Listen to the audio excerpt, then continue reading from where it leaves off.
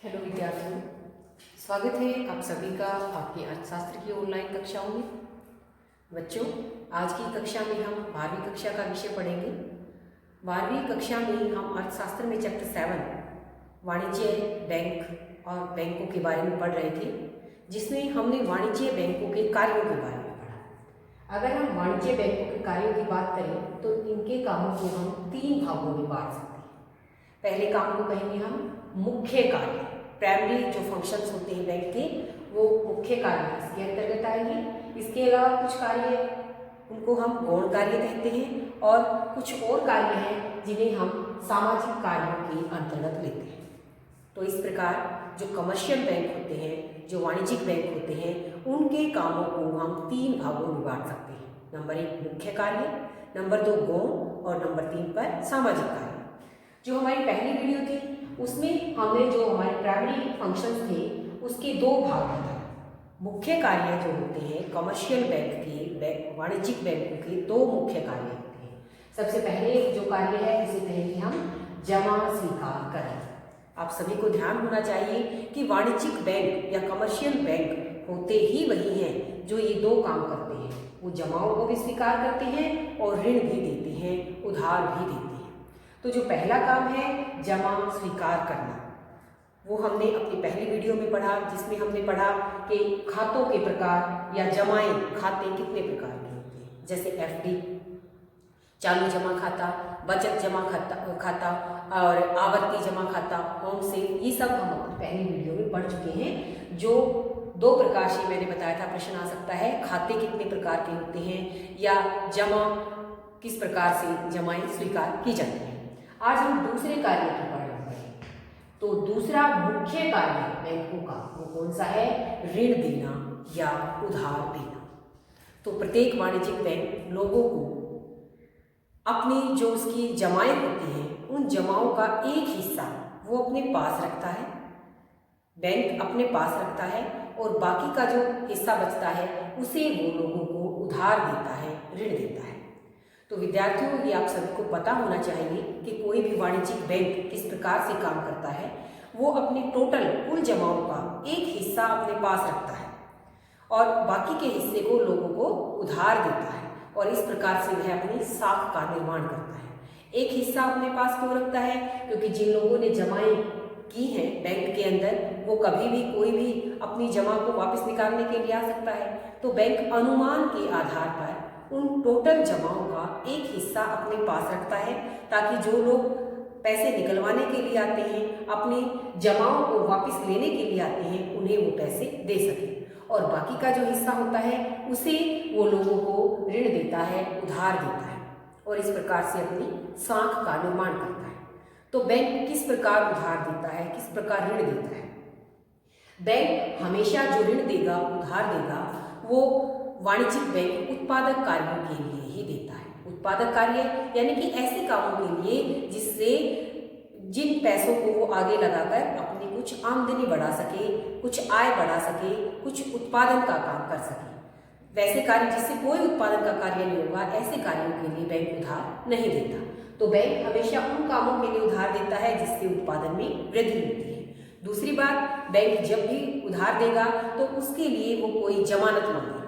जमानत या हम सिक्योरिटी कह सकते हैं। बैंक हमेशा उस जमानत के आधार पर ही ऋण देता है। बैंक कभी भी बगैर जमानत के ऋण नहीं देगा।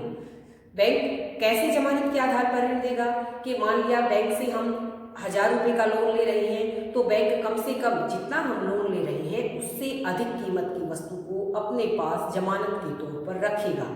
अगर हम 1000 रुपये का लोन बैंक से ले रहे हैं, ऋण ले रहे हैं, तो वो 1200-1500 रुपये का सामान या इतने रुपये की कोई जमानत अपने पास रखेगा और उसके बदले में वो ऋण देगा, लोन देगा। तो बैंक जो ऋण देता है वो उत्पादक कार्यों के लिए ऋण देता है और जमानत के आधार पर ऋण देता है। अब जो ऋण देने के प्रकार हैं उन्हें हमने कुछ भागों में बांटा है। सबसे पहला भाग है नकद साख। तो नकद साख के अंतर्गत बैंक जो उधार देता है, ऋण देता है, उसमें जमानत के तौर पर अपने पास वो रखता है और उस जमानत के आधार पर बैंक लोगों को ऋण देता है। उस जो ऋण बैंक ने दिया है वो जिस व्यक्ति ने ऋण दिया है उसके खाते में बैंक उसको डाल देता है पैसे को, और जिसने लोन लिया है वो अपनी आवश्यकता के अनुसार, जरूरत के अनुसार अपने खाते से पैसे निकलवाता रहता है। तो जमानत के तौर पर बैंक ने जो भी रखा है वो जितना उसने ऋण दिया है उससे अधिक कीमत का होता है। तो ये जरूरी नहीं कि जो ऋण लेने वाला है वो एकदम से सारे के सारे पैसे को निकाले या थोड़ा थोड़ा करके निकाले। बैंक ने खाते में जो ऋण डाल दिया है उस खाते में से जितना वो व्यक्ति निकलवाएगा ब्याज केवल उसी पर लगेगा, जो उसने नहीं निकलवाया उसके ऊपर ब्याज नहीं लगेगा। तो नकद साख के अंतर्गत बैंक से जो व्यक्ति उधार लेता है, ऋण लेता है, तो उस ऋण से उस खाते में से वो जितना पैसा निकलवा रहा है उसी के ऊपर ब्याज लगता है, शेष राशि के ऊपर ब्याज नहीं लगता। तो जो निकलवाई गई राशि है, बैंक ने जो व्यक्ति ने जो अपने खाते में से जो पैसा निकलवा लिया, जिसको उसने यूज कर लिया, केवल उसी के ऊपर ब्याज लगेगा। बाकी की राशि जो उसके पास ही है, अकाउंट के अंदर ही है, बैंक के अंदर ही है, उसके ऊपर कोई ब्याज नहीं लगेगा। तो जो राशि व्यक्ति ने वास्तव में निकलवाई है उसी के ऊपर बैंक ब्याज लगाता है। तो ये तो हुआ पहला टाइप, जमानत के आधार पर ही ऋण दिया जाएगा। और दूसरी बात क्या कही है कि भाई जो उसने निकलवा लिया अपने खाते से उसी के ऊपर ब्याज लगेगा। दूसरे टाइप का ऋण होता है ओवरड्राफ्ट ऋण। ओवरड्राफ्ट इस शब्द के अंदर ही इसका अर्थ है ओवरड्राफ्ट। ओवर यानी कि खाते के अंदर, कई बार हम बैंक के विश्वसनीय ग्राहक होते हैं केवल उन्हीं को बैंक ओवरड्राफ्ट की सुविधा देता है। जो ग्राहक उस बैंक से काफ़ी लंबे समय से जुड़े हुए हैं और उनका अगर हम पीछे की हिस्ट्री देखें तो वो बैंक के प्रति पूरे लॉयल रहे हैं, तो उन्हीं को, विश्वसनीय ग्राहकों को ही बैंक ये सुविधा देगा। और इस सुविधा के अंतर्गत मान लिया किसी व्यक्ति के, किसी ग्राहक के खाते के अंदर 50,000 रुपये हैं और उसे एकदम से 60,000 रुपये की आवश्यकता पड़ जाती है, तो बेशक उस व्यक्ति के खाते में 50,000 हैं, वो व्यक्ति बैंक अपने खाते से 60,000 रुपये भी निकलवा सकता है। यानी कि उसके खाते में पैसे थे 50,000, लेकिन उसने निकलवाए कितने, 60,000। तो बैंक ने क्या दिया उसको, 60,000 निकलवा दिए, तो बैंक ने उसको 10,000 रुपये का ओवरड्राफ्ट दिया। तो ओवरड्राफ्ट की सुविधा के अंतर्गत क्या किया जाता है कि ओवरड्राफ्ट के अंदर खाते के अंदर जितने पैसे हैं उससे अधिक मात्रा में ग्राहक पैसे निकाल सकता है। तो ये भी ऋण देने का, उधार देने का एक तरीका है। तीसरा टाइप है मांग ऋण। मांग ऋण, इनके अंतर्गत क्या किया जाता है कि वो ऋण जिनकी कोई परिपक्वता अवधि नहीं है, बैंक उधार दे देता है व्यक्ति को और वो जब उसने उधार दिया, जब खाते के अंदर पैसे चले गए, उसी दिन से इस खाते के ऊपर ब्याज लगना शुरू हो जाता है।